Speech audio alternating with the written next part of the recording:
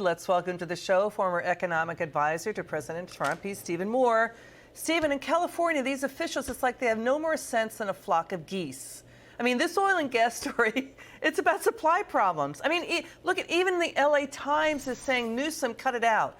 You've been repeatedly warned over the last 2 decades California is vulnerable to supply shortages and sharp price spikes, but they keep driving that freight train down a dirt road again and again and again, making mistakes. Well, you're exactly right. And by the way, California is one of the most energy rich places on the planet.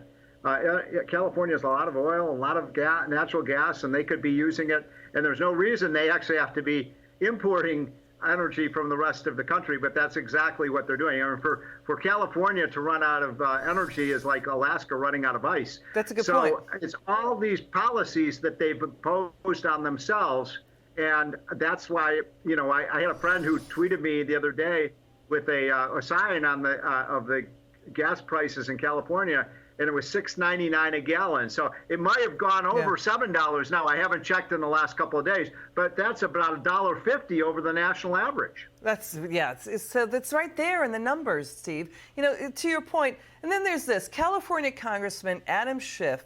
He led a delegate of Democrats. They flew polluting airplanes to Paris for a fundraiser before the midterms. They're caught on camera sipping wine, all while our nation faces gas price hikes and inflation.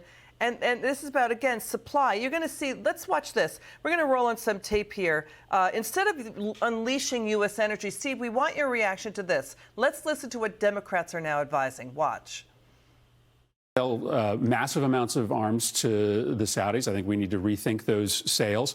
I think we need to lift the exemption that we have given this OPEC Plus cartel from U.S. price fixing liability. I think we need to look at our troop presence in the Middle East and Saudi Arabia. I have a hard time not seeing what OPEC has done as a direct response to what we've done in this Congress to give people access to cleaner and cheaper energy. Because nothing scares the oil company like a bunch of people with solar panels and electric vehicles. Yep. With due respect, the reason you have high prices in the United States is because you have a refining shortage that has been in existence for more than 20 years. You haven't built refineries in decades. That was a Saudi foreign state minister. Did you hear the Democrats there? They're saying, so cut OPEC off after U.S. policy mistakes like no refineries. And Saudi Arabia is supposedly afraid of U.S. solar panels, which haven't moved the needle in a generation. That's a comical statement by that member of Congress. And I mean, you just feel like pulling your hair out. I mean, come on. First of all, Liz, do you recall hearing much discussion about OPEC when Donald Trump was president? The answer, of course, is no. We didn't even think about OPEC because the cartel was toothless. Why? Because Donald Trump and the country produced so much oil and gas thanks to the shale revolution that OPEC had become completely harmless and nobody cared what they were doing. Now we've forfeited our oil and gas leadership. OPEC has control of the markets, and these Democrats think somehow that they're afraid of windmills and solar panels. It's so patently absurd. And then, Steve, Steve, what can I say? We should be producing more of it. Now we've got a Hill contributing editor saying the White House may cancel an upcoming meeting with OPEC and possibly Saudi Arabia on air and missile defenses over the production cuts. Is that going to scare them into submission? Final word.